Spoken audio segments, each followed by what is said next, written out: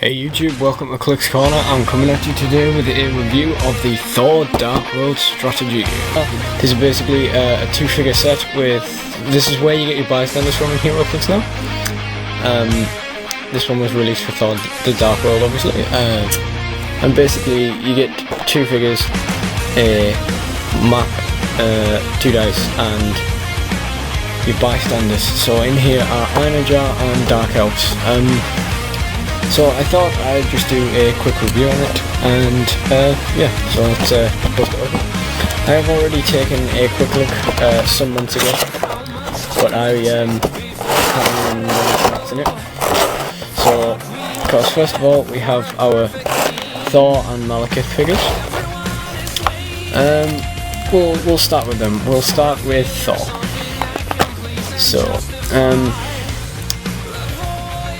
Thor is 175 or 100 points. He has the Avengers Initiative team ability.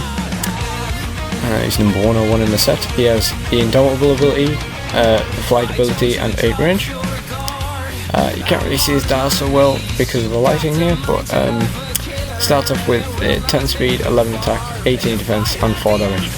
I won't go into the entire dial, just for the sake of timings. But as far as Thors go, I seem to remember thinking this one was one that could that actually deserved the name Thor. There's a lot of Thors out there that just aren't what you'd expect from the God of Thunder. So we'll have a look at his special powers on his card and sort of get a taste for what he does without diving too deep into the dark. So his first power is his special movement power, which allows him to use charge. He can use it normally, or when he's given an action to use it. If he moves in a direct line, he can use improved movement, ignores characters, and after actions resolve, each character occupying a square he moved through is dealt 1 damage, assigned an action token, and you may place it in a square adjacent to their current position. So basically the idea is he just runs through a line of people, damages them all, gives them all action tokens, and then hits into someone. And that seems very Thor to me. Seems like Thor is one of the figures that WizKids seems very reluctant to make to his full potential. But that's sort of a good start for what you'd expect from him. His second special power is God of Thunder, which allows him to use Energy Explosion. When he's given a ranged combat attack action, you may lock his damage value, and if you do, all hit characters are also given an action token. So that's really good, because it does the incapacitate on top of the ranged combat actions is an extremely useful power. And the Avengers Initiative team ability is on the back. Characters using the Avengers Initiative team ability treat hindering terrain as clear terrain for movement and line of fire purposes. So it's basically the Superman ally team ability, the Ultimates team ability, I believe. So that's Thor. Malekith is 100 points compared to Thor's 175. And I think the idea of that is that since he has 2 dials, you can play them both at 100 against each other, or he will have more lackeys to fight him. So you'll spend your extra points on your Dark Elves, your Dark Elf bystanders. As far as I remember, this is an okay figure, but it is one of the Malekiths that is nerfed by his comic book aversion to iron, which he can't reduce the damage to 0 if someone blades Claws Fangs uses blades. So if someone attacks him and swings for blades, they're going to do at least 1 damage. So that's it's not terrible, but it's not great. And as we can see on his start and click, he does have shape change as well as invulnerability to defend him, but at the end of the day, that's only going to go so far. And if he does get hit with someone with blades, he might be in trouble.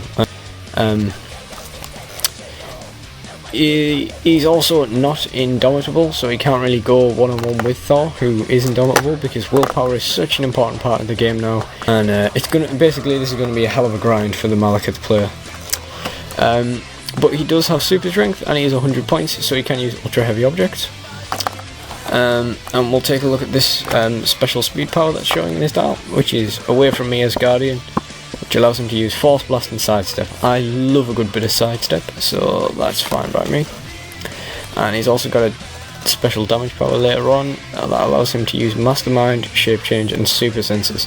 Shape Change and Super Senses, that is a very annoying combination. I wonder if he has damage reducers at the same time. Toughness. Yeah, toughness is still okay, and he has it there with regeneration and pulse wave, so he doesn't die without taking people with him or trying to come back. Basically, he's the shape change and super senses will mean he's quite safe while he's trying to regenerate if you don't make the roll straight away. So yeah. So Malekith could be a tricky piece. It could be a bit unfortunate to play, but all in all he's probably okay. I mean, he's got I'm not going to go deep into his dial as I've already mentioned, but he does have pretty solid stats right the way through for a 100-point figure, and to be honest, you can't really complain with what he brings to the table. Next we'll do a quick look at the dice, because these are a hell of a WizKids cop-out. Fair enough, they are giving you dice, I suppose. That's nice. Yeah, actually enabling us to play the game. But it would be nice if we got fancy dice and things. So although it barely matters, it would be nice to see a nice fancy pair of dice in a set for once. Next up, we will go to the bystanders. So there are 2 Dark Elf Soldier, which are rocking 15-point cost, and are rocking Quake Force, Quake Plasticity, a 16 defense, a 4 range, and Overwhelm, which is an ability that lets them, when they're stacked, at the beginning of your turn roll a d6. If the result is equal to or less than S, modify Dark Elf Soldiers attack and damage values by +1. So that's okay. It's not game breaking. It's not the best bystander I've ever seen, but it's pretty good.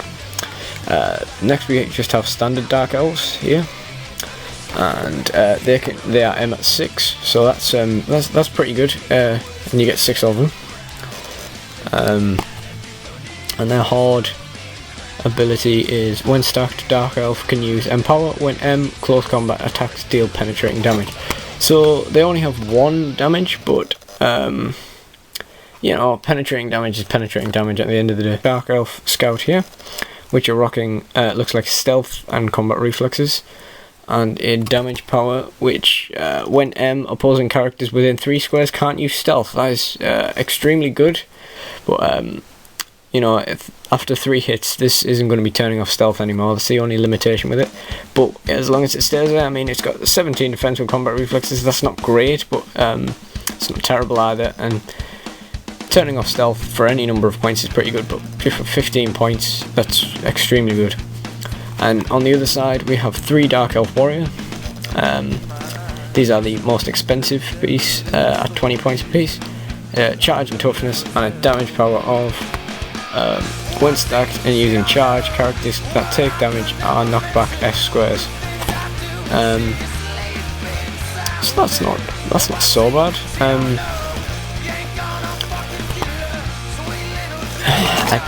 There's definitely better bystanders out there than these, but you know, you can certainly do things with them. There's certainly, I think the Scout is probably the best for this turn off stealth ability. We move to the Einherjar. We get 6 Einherjar Trainee, which is a 10-point bystander with Incapacitate and 9 attack.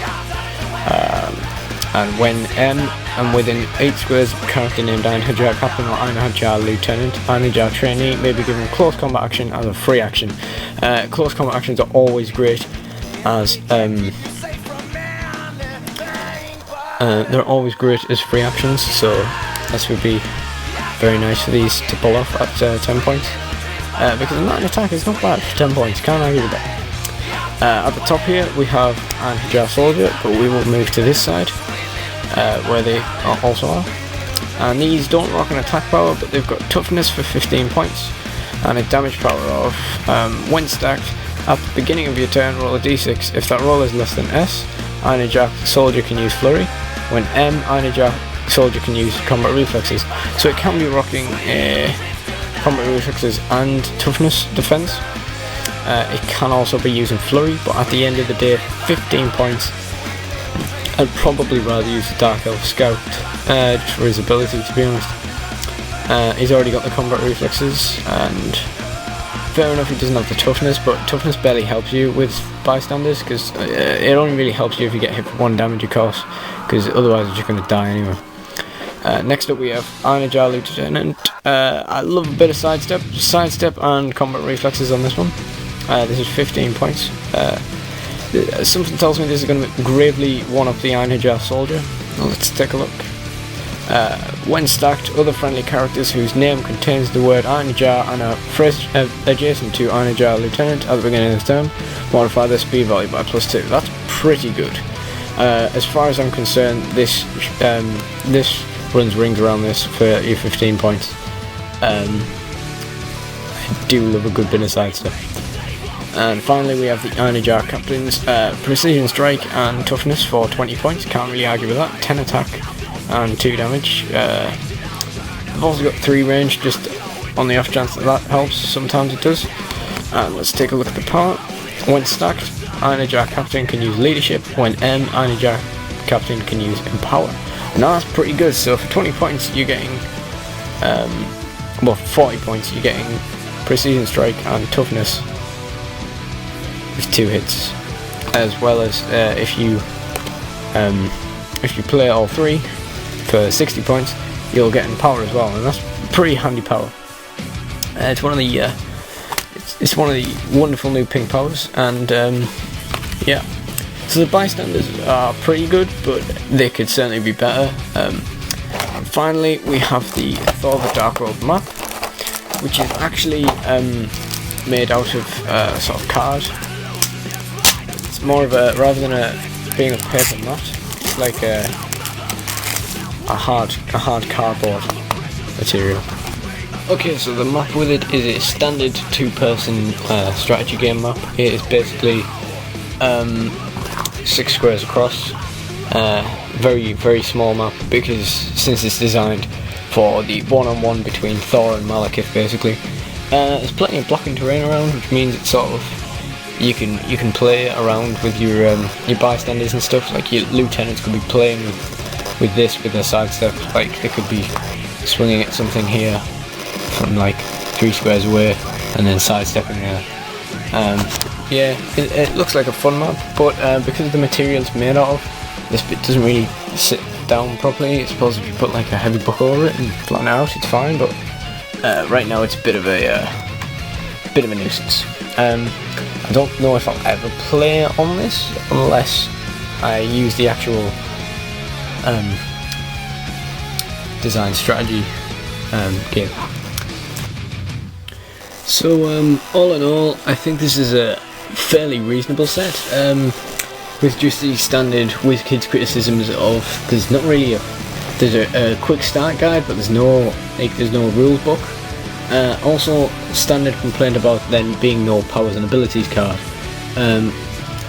I have not seen a powers and abilities card printed in a set like this in so very long. And it's a good thing there's an app for it now, because otherwise without that I'd be fairly lost on changes to wording and stuff.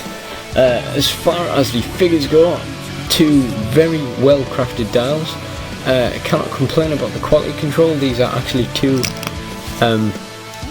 surprisingly well painted figures. These are very very well done. The bystanders could be better, but yeah, no, you know the bystanders, what more can you ask for? And my only real complaint, a very trivial complaint, but a complaint nonetheless, is the lack of pretty dice. I don't know about you, but I like having pretty dice, and 2 boring, small, white and black ones doesn't really sit well with me. It seems like it's just a lack of imagination, considering you could have black and white dice but just have the Thor Dark World logo as the 6 or as the 1 or something. That'd be pretty cool. It's just, I think it's a lack of imagination when you don't try and put effort into dice in situations like this, but as I say, it's a trivial point. I'm just nitpicking, to be honest.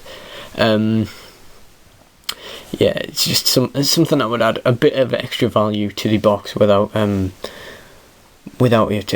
inconveniencing the creator too much, to be honest. So all in all, I think this is a pretty good strategy game, and I look forward to testing out these figures and the bystanders. This is Clicks Corner signing out. Please subscribe for my next review. My next review should be on the War of the Light Colossal Necron. So subscribe if you want to see that. See you guys.